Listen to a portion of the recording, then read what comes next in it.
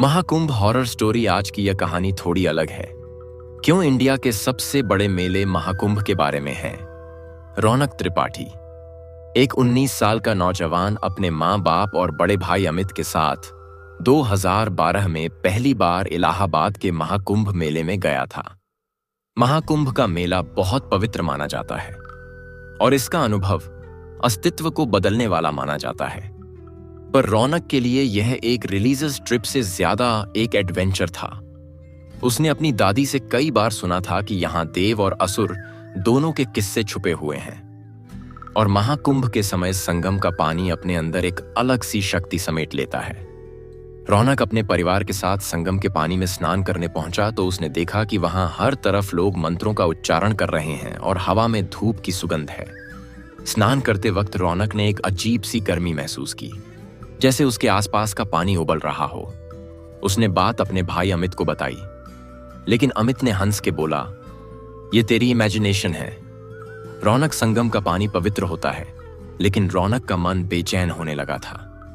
शाम के वक्त पूरे परिवार ने मेले में घूमने का प्लान बनाया। हर तरफ साधु और संतों की भीड़ थी। महाकुंभ के पूरे मेले में बड़े बड़े स्टॉल्स लगे हुए थे। तभी रौनक की नजर एक अलग से दिखने वाले साधु पर पड़ी, जो एक कोने में बैठा था। उसका चेहरा आसमान की तरफ था, आंखें सफेद जैसे दूध की हो और उसके होंठ कुछ अनजान शब्दों का जाप कर रहे थे। रौनक एकदम से उसकी तरफ खिंचा चला गया। रौनक ने अमित से कहा, "अमित चलो देखते हैं यदि आए। बाबा क्या कर रहा है?" वो साधु अपने ध्यान में लीन था और अमित ने रौनक को बोला कि उसे तंग करके उसकी भक्ति को भंग नहीं करना चाहिए। लेकिन रौनक ने अमित की नहीं सुनी और वह बाबा की तरफ चलने लगा। बाबा के पास पहुंचते ही उसने देखा कि वह बाबा अब भी अपने ध्यान में ही लीन थे। उसने उन्हें 2-3 बार आवाज लगाई, पर उन्होंने कोई भी जवाब नहीं दिया। फिर मजाक के तौर पर रौनक ने पास से एक लकड़ी उठाई और बाबा को उस डंडी के तीखे कोने से छुआ। बाबा की आंखें एकदम से खुली और रौनक की ओर गई। रौनक को लगा कि बाबा शायद उससे गुस्सा हो गए हैं, पर उन्होंने मुस्कुराते हुए रौनक को देखा और कहा, "आ गया तू, तेरा ही इंतजार था।" रौनक एकदम से थोड़ा घबरा गया। "आप मुझे जानते हो बाबा?" इस बात का कोई जवाब बाबा ने नहीं दिया।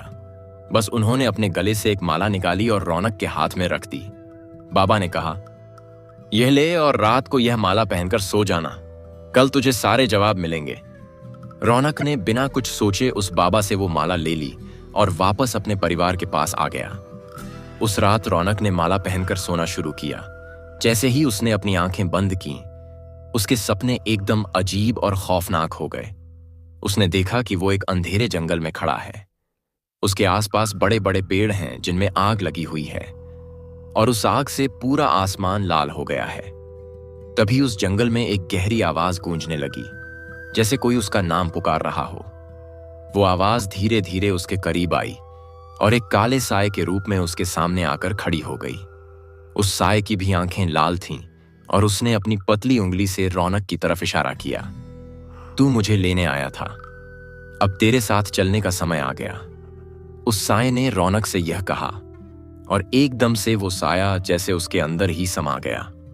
रौनक चिल्लाते हुए नींद से उठा। उसकी शर्ट पसीने से भीग चुकी थी। उसने माला को देखा, जो एकदम से बहुत ज्यादा खोलती हुई गर्म हो गई थी।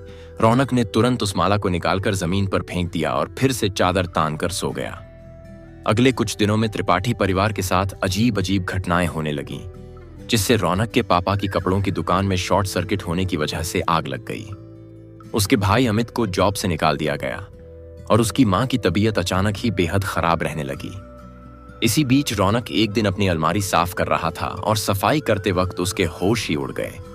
अलमारी के अंदर से उसे वही माला मिली जो रौनक ने कुछ दिन पहले ही फेंकी थी। उसने अपनी मम्मी से बात की तो उन्होंने बताया कि वह माला उन्होंने ही संभालकर अलमारी में रख दी थी। अब रौनक को यकीन हो गया था कि जो कुछ भी हो रहा है वो शायद उस माला की वजह से ही हो रहा है। उसने इस बार उस माला को जाकर कचरे के डब्बे में फेंक दिया। अगले दिन रौनक अपने रूम में लैपटॉप पर कोई टीवी शो देख रहा था। तभी उसे ऐसा महसूस हुआ जैसे उसके ठीक पीछे कोई खड़ा है। रौनक भी पीछे मुड़कर देखा, पर वहां कोई नहीं था। लेकिन जैसे ही रौनक ने वापस मुड़कर देखा, उसके कमरे के एक कोने में वही लाल आंखों वाला काला साया खड़ा था जो रौनक के सपने में आया था। उसे देखकर रौनक इतना डर गया था कि उसकी आवाज ही नहीं निकल रही थी। वो काला साया धीरे धीरे रौनक के करीब आया और बोला, संगम वापस आ जा। रौनक चिल्लाते हुए अपने भाई के रूम में भागा और घबराते हुए अमित से बोला, अमित, वो साया वापस आ गया है और वो मुझे संगम बुला रहा है। अमित को रौनक की बात समझ नहीं आई। उसने उसे समझाया कि यह सब रौनक का वहम है और वो उसे कल सुबह मंदिर ले जाएगा, जिससे शायद उसका डर दूर हो जाएगा। पर रौनक उस रात सहम गया था। अगले दिन सुबह वह बिना किसी को बताए बस में बैठकर इलाहाबाद के लिए निकल गया। बस रात को चाय पीने के लिए रुकी। चाय पीकर जैसे ही रौनक ने वॉलेट निकालने के लिए अपना बैग खोला, उसकी रूह कांप गई। रौनक की बैग में वही माला पड़ी हुई थी। रौनक ने एक लंबी सांस ली और खुद को समझाया कि वह महाकुंभ जाकर उसी बाबा से मिलेगा और सब कुछ ठीक कर लेगा, और वह पैसे देकर बस में जाकर बैठ गया। पूरे सफर में रौनक को महसूस होता रहा कि वह काला साया कहीं ना कहीं उसी के साथ है।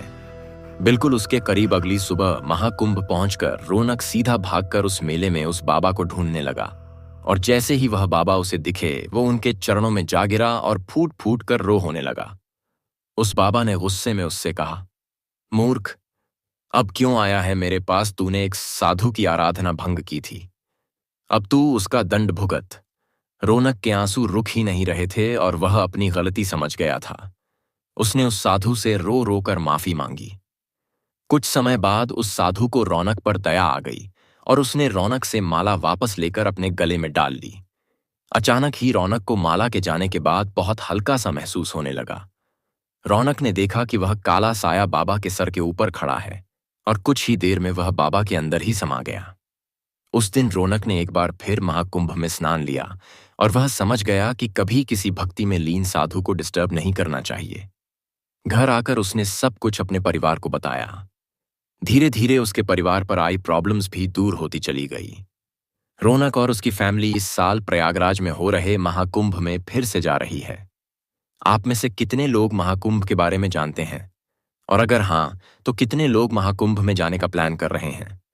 हमें कमेंट सेक्शन में जरूर बताइए। और अगर आपको यह कहानी अच्छी लगी तो हमारा चैनल